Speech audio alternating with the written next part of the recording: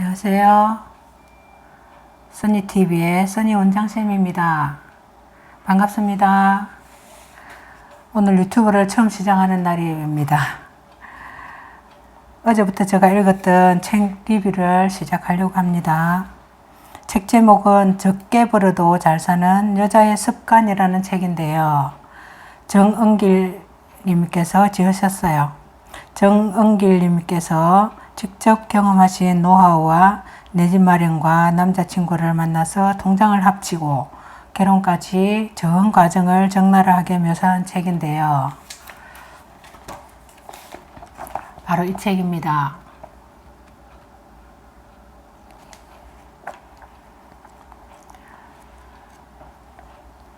자, 여기는 1장부터 4장까지 있습니다. 큰 카테고리가 있고요. 그리고 1장은 삶의 태도부터 점검하라입니다.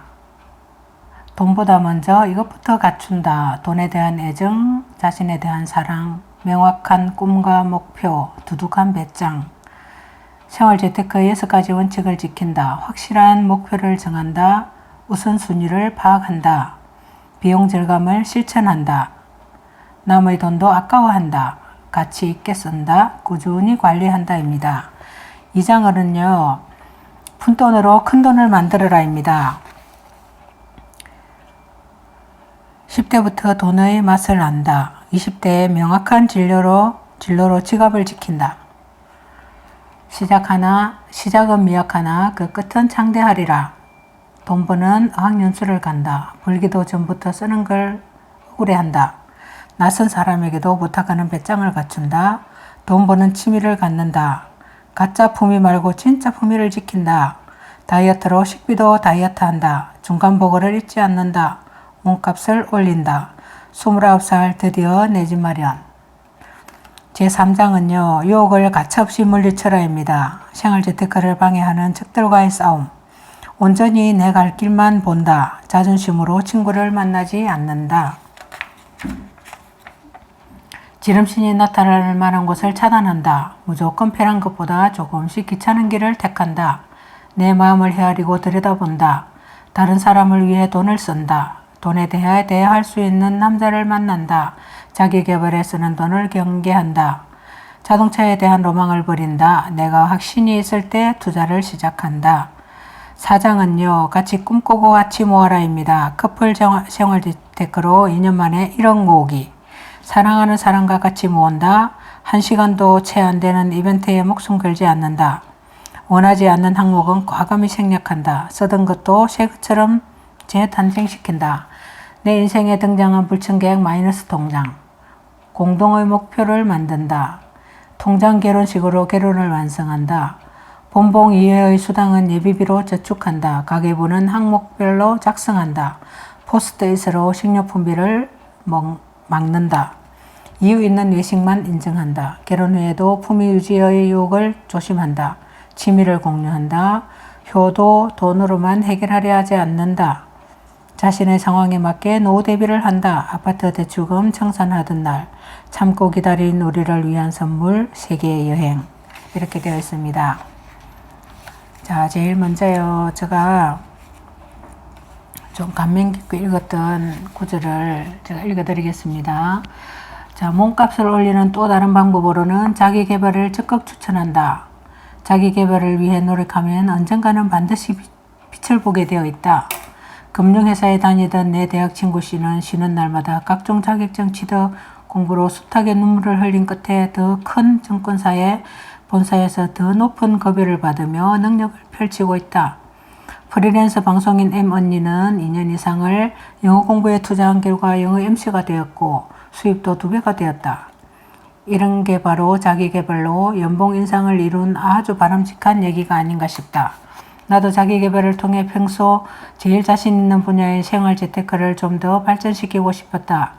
그래서 생활재테크에 대한 나의 무한한 관심과 사랑을 회사에 알림과 동시에 내가 진행하던 라디오 프로그램에 쉬운 경계를 지향하는 생활행 경제 코너를 기획했다. 그래서 정은길의 인조이 머니라는 코너가 탄생할 수 있었다.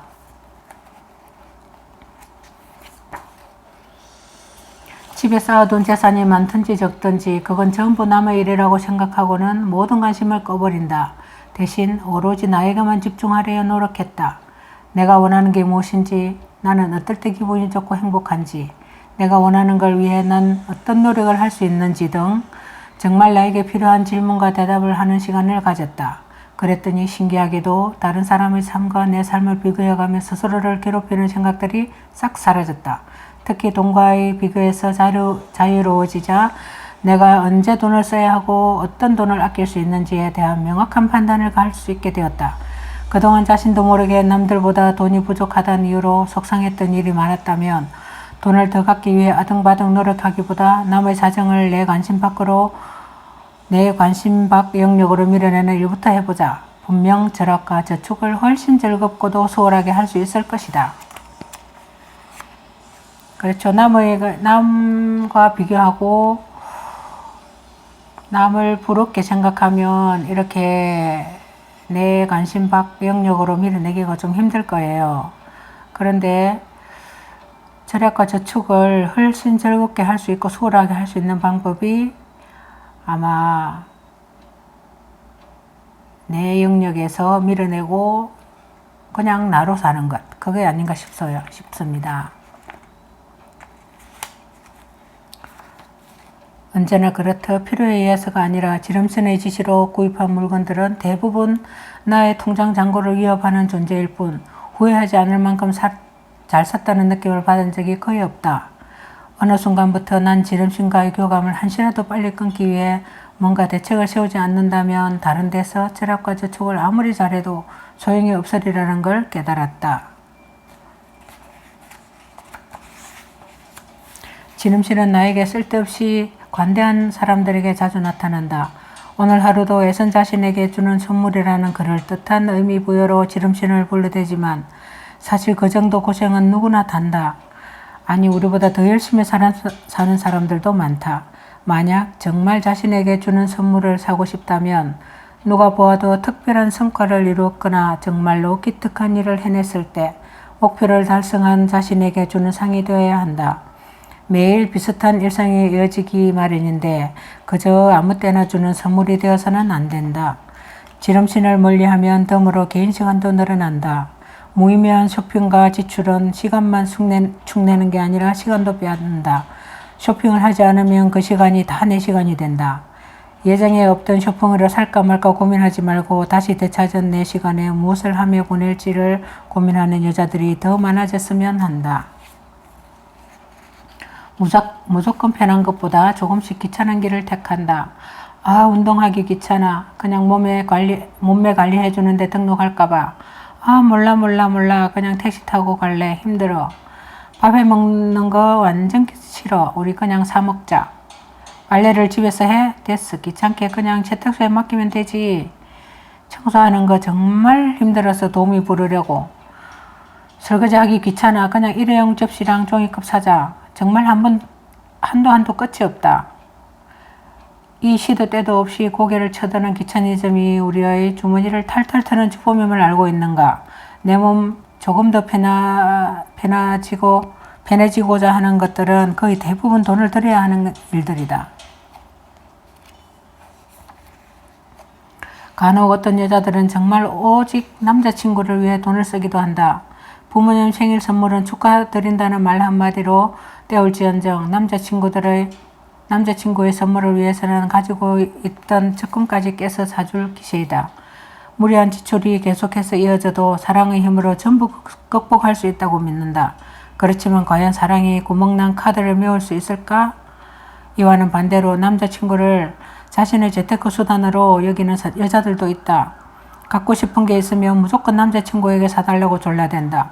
그녀들은 너는 나를 사랑하기 때문에 내가 갖고 싶은 것도 사줄 수 있어야 한다는 논리로 무장한다. 자신을 위해 무엇이든 사줄 수 있는 능력 있는 남자를 만나기 위해서 연애를 시작할 때 남자의 지갑이 얼마나 두꺼운지부터 체크한다. 나는 연애 박사도 아니고 남의 연애에 훈수둘 만큼 연애 경험이 많은 것지도 않다. 하지만 길다면 긴 5년간의 연애 끝에 결혼을 했고 그 기간 동안 연애와 돈의 관계에 대해 충분히 생각해 본 여성으로서 데이트 비용과 관련해 어느 정도 조언은 해줄 수 있다고 본다. 남자친구와 연애를 위해 쓰는 돈은 반드시 증금이 필요하다. 요즘은 돈 없으면 정말 연애하기 힘든 세상이다. 각종 기념일은 자꾸만 생겨나고 친구들은 연애담을 들어보면 어디 돈 잘하는 나무라도 심어 놓았는지 근사한 데이트를 날마다 하는 것처럼 느껴지기도 한다. 나는 남자친구와 연애에 드는 비용을 줄이기 위해 그와 더욱 친해지는 방법을 택했다. 연애 비용을 줄이는 첫걸음은 서로 돈 이야기를 편하게 할 수 있는 사이가 되는 것이라 생각했다. 물론 시간이 필요한 부분이기는 하지만 그래야 연애도 데이트도 마음 편히 할 수 있을 것 같았다. 두근두근 설레기만 한 내숭으로 점철되는 사이도 하루 이틀 아니던가. 결과적으로 남자친구와 돈 이야기도 거리낌 없이 할 수 있을 만큼 편한 사이가 되고 나서는 서로의 꿈과 목표를 응원하는 시간이 훨씬 늘었다. 대부분의 커플들로 주로 다음과 같은 고민을 하는데 시간을 쓴다. 오늘을 만나서 뭘 할까? 어떤 선물을 주고받으면 좋을까? 하지만 나는 생각의 출발선을 다음과 같이 바꿨다. 남자친구의 꿈을 위해서라면 이런 자료가 필요하겠다. 시험을 앞두고 있으니까 같이 도서관을 가야겠다. 그러자 우리 커플의 마음에는 사랑하니까 이 정도는 사줄 수 있어야 해가 아닌 사랑하니까 서로의 돈도 아껴줘야 되겠다는 생각이 크게 자리하게 되었다.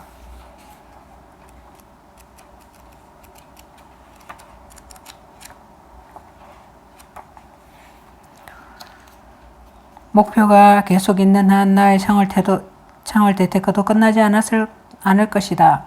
지금보다 더 나은 삶을 위해 나만의 꿈을 위해 반드시 돈은 필요하니까 특별한 기술로 일확천금을 노리기보다 하루하루 조금씩 꿈과 가까워지고 싶다. 이를 위한 방법으로 나는 머리 아픈 숫자와 씨름하는 대신 매일매일 일상에서 습관처럼 행하는 절약과 저축을 택했다. 그리고 조금씩 천천히 꾸준히 습관처럼 행한 생활재테크는 이미 내 삶의 일부가 되어버렸다. 행복한 삶을 누리기 위해 필요한 것은 힘들게 고생해서 얻은 부가 아니라 풍요로운 땅과 고요한 마음, 원망도 갈등도 없고 명령도 지배도 받지 않는 삶, 대등한 법과 질병 없는 건강한 삶이다. 헨리 하워드의 말이었습니다. 이상 마치겠습니다. 감사합니다.